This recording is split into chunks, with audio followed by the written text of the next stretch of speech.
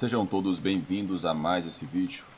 Independente do horário que você está vendo esse vídeo agora, eu espero que você desfrute, que você tenha um ótimo dia, uma boa tarde ou uma boa noite, caso você esteja se preparando para dormir, se você esteja no seu trabalho ou fazendo qualquer outra atividade. Eu espero que esse vídeo possa fazê-lo relaxar e ao mesmo tempo se entreter com uma boa história de terror. Se você visita o canal pela primeira vez, peço que você deixe o seu like e você deixe um comentário e também você compartilhe esse vídeo com alguém que você acha que vai gostar desse conteúdo. Você fazendo isso, você ajuda o canal a crescer, mais pessoas irão conhecer o canal e eu trarei mais relatos inéditos para vocês. E também se inscreva no canal caso você tenha um desejo. Bem, dito tudo isso, vamos para a história de hoje.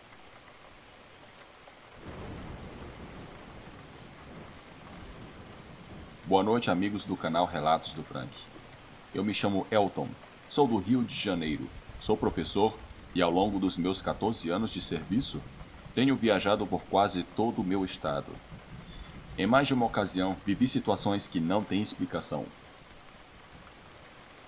Tenho muitas histórias bizarras que espero compartilhar com vocês futuramente. Porém, o que me traz a vocês hoje é um relato que eu vi em seu canal certa vez enquanto eu estava com os meus pais. Tratava-se de uma lobisomem no interior de Goiás. Isso me fez lembrar do que uma das minhas sobrinhas me contou em uma ocasião durante uma reunião familiar enquanto chovia. O que eu vou contar a seguir aconteceu com dois engenheiros de reparação que trabalhavam na barragem de uma companhia de fornecimento de energia elétrica. Por questões éticas, não posso revelar o nome da empresa. Tudo isso aconteceu enquanto eles voltavam do atendimento de um chamado de serviço em uma comunidade no interior do estado. Embora eu tenha tomado liberdade de mudar os nomes, os eventos permanecem inalterados. Vou relatar os acontecimentos como foram apresentados. Bem, era o ano de 2014 e o ano letivo já estava em seus últimos dias.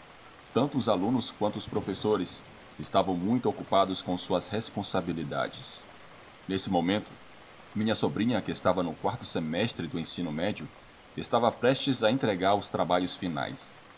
Eles se reuniam constantemente na casa de suas amigas ou na casa de minha irmã para realizar as atividades. Em um desses momentos, uma de suas colegas de classe, encarregada de apresentar em slides tudo o que os outros membros da equipe haviam realizado, não compareceu à aula. Todos estavam estressados e irritados, começaram a ligar desesperadamente para ela, exigiam uma explicação por sua ausência, pelo menos queriam saber se ela havia feito o trabalho. Ao atender a ligação, ela se desculpou 1000 vezes. Acontece que ela tinha dormido demais. Não apenas tinha dormido demais, mas também não pôde ir à escola, pois na noite anterior, enquanto trabalhava na exposição em casa, passaram por um momento de muita angústia. Ela conta que seu pai chegou muito alterado do trabalho, estava muito nervoso e extremamente assustado. Tanto ela quanto seus irmãos e sua mãe ficaram cuidando dele durante toda a madrugada até que ele se acalmou. Seu estado de agitação foi tão intenso que ele temia que sua mãe temesse que ele tivesse um ataque cardíaco a qualquer momento.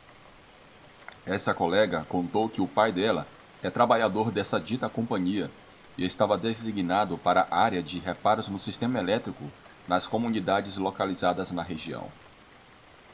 Durante o decorrer daquela semana, choveu muito na região, especialmente na área do Cerrado, e estavam recebendo vários relatos de falhas elétricas.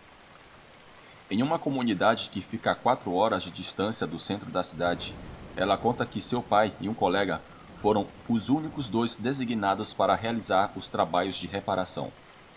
Ambos saíram muito cedo naquele dia, com a intenção de terminar rapidamente o trabalho que precisavam ser feitos e poderem voltar para casa cedo.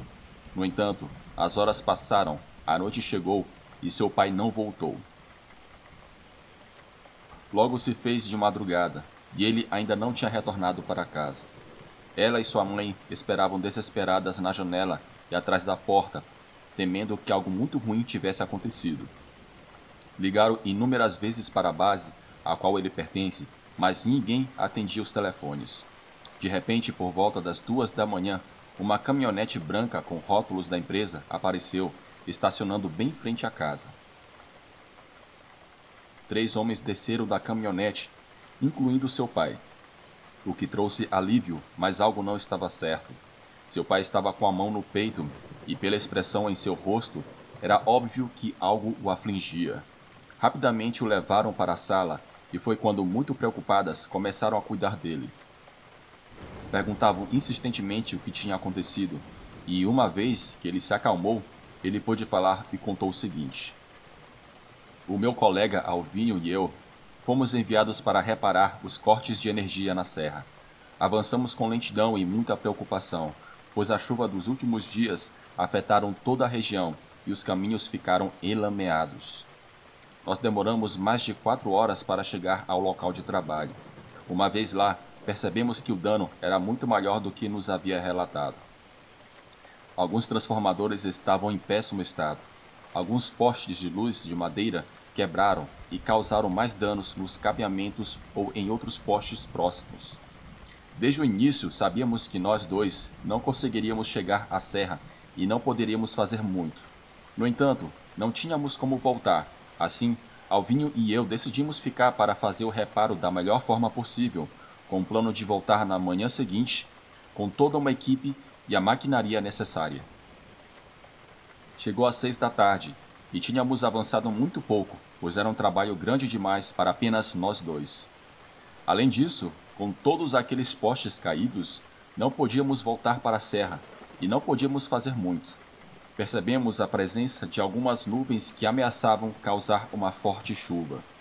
Mas ainda assim, quisemos adiantar o trabalho o máximo possível. Queríamos que tudo estivesse pronto em 2 dias, no máximo 3, pois chegar até lá era bastante difícil.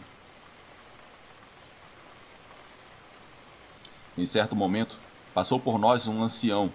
Ao ver que estávamos trabalhando, parou e nos cumprimentou muito gentilmente. Mostrou-se feliz por saber que a eletricidade seria restabelecida em breve.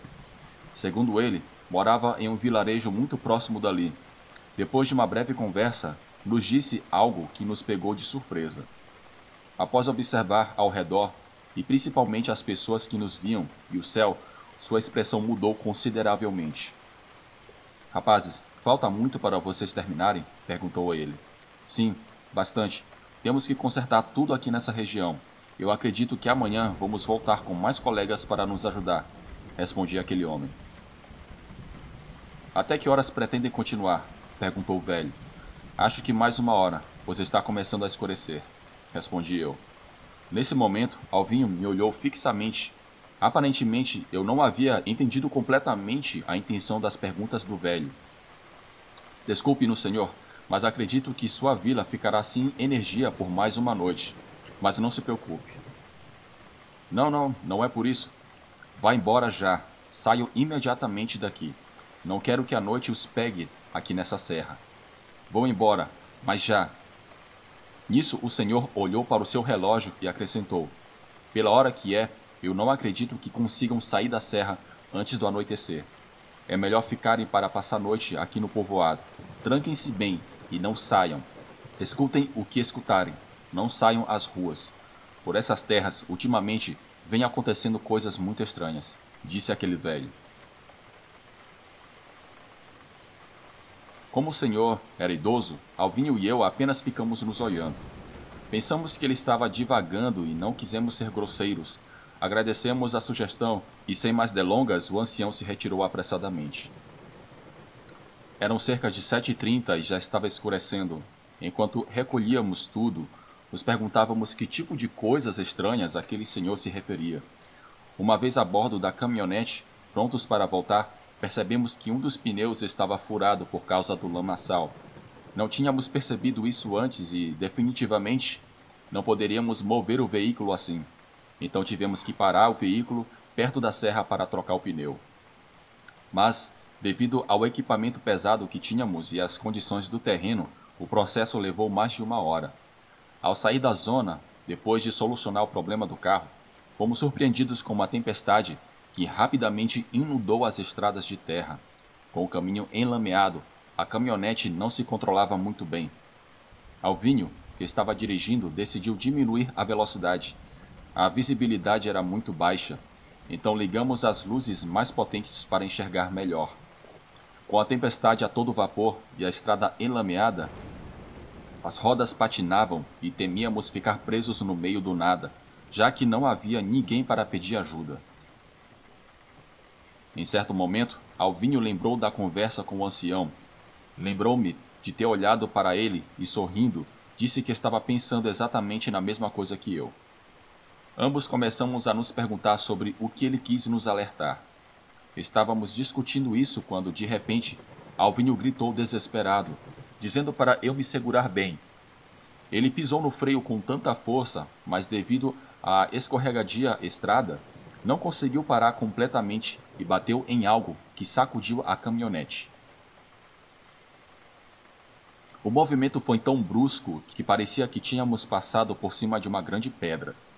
Alvinho estava muito assustado, mas, por estar baixo uma chuva muito forte no escuro, não consegui distinguir bem claramente o que era.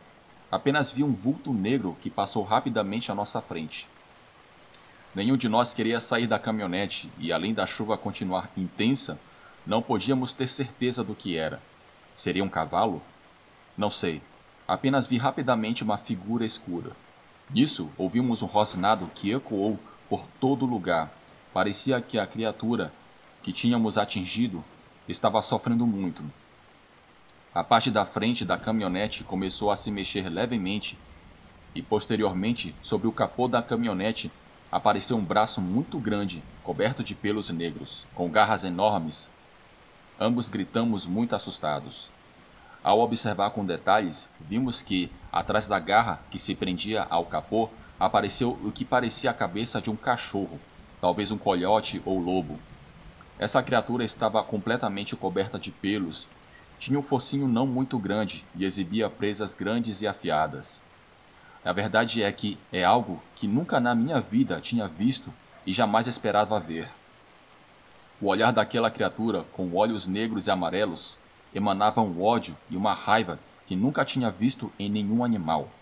Essa criatura começou lentamente a se erguer, até ficar em pé nas duas patas traseiras como se fosse um humano. Horrorizados, conseguimos observar sua altura, que era quase 2 metros. Tinha um corpo não muito musculoso, amplo no peito e muito fino no abdômen. Emitia um rosnado tão horrível que tenho certeza que pôde ser ouvido a talvez centenas de metros dali. Sacudiu a caminhonete como se ela não pesasse muito, chegando a rasgar o capô com suas garras. Percebemos que estava sangrando no focinho, talvez devido ao impacto.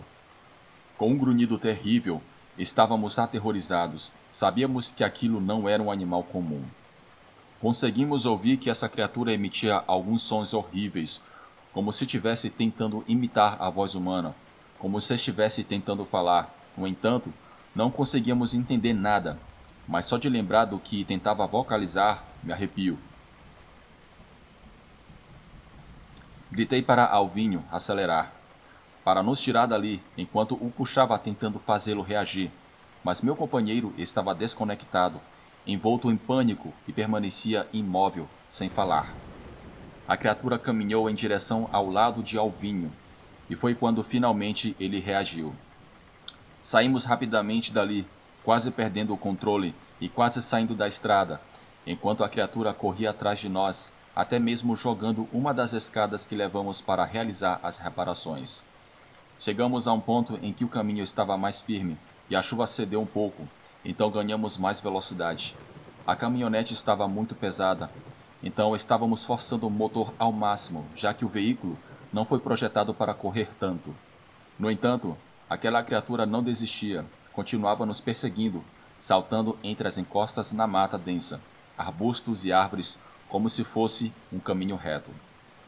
Acredito que nos seguiu por vários quilômetros até que, em um determinado momento, simplesmente o perdemos de vista. Mesmo assim, reduzimos a velocidade até chegarmos ao município vizinho, que devido à estreiteza de suas ruas, não permitia dirigir muito rápido.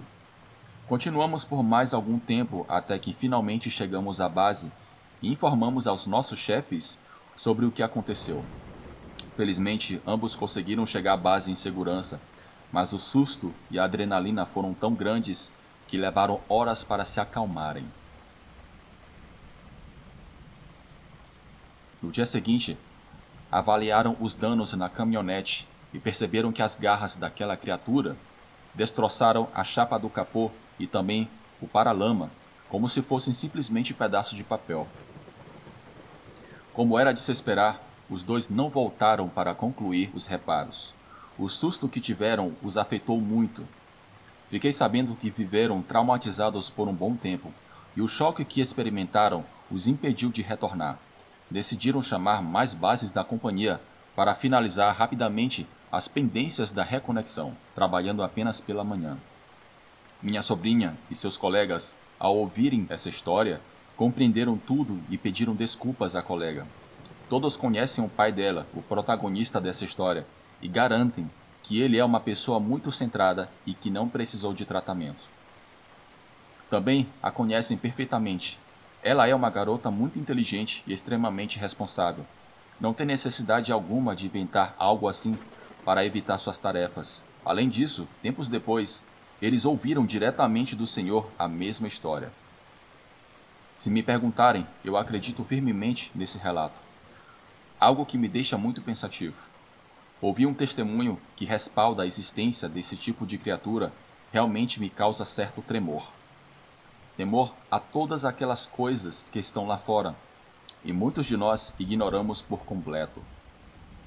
Minha sobrinha compartilhou comigo uma reflexão que o pobre homem fez ao viver a experiência que contei. Ele pensa que é muito irônico ver todas essas pessoas passeando tão tranquilas nas cidades de interior que, como sabem, são lugares propícios a aparições de lobisomens e coisas estranhas. Isso me deixa um tanto inquieto ao ver toda essa gente alegre, caminhando despreocupada, rindo, aproveitando o momento sem ao menos serem capazes de imaginar a existência de uma horrível besta rondando os campos. A apenas alguns poucos quilômetros dali. Ele assegura que lobisomens existem. O que ele viu é um deles. Diz que estão muito perto de nós, muito mais perto do que imaginamos.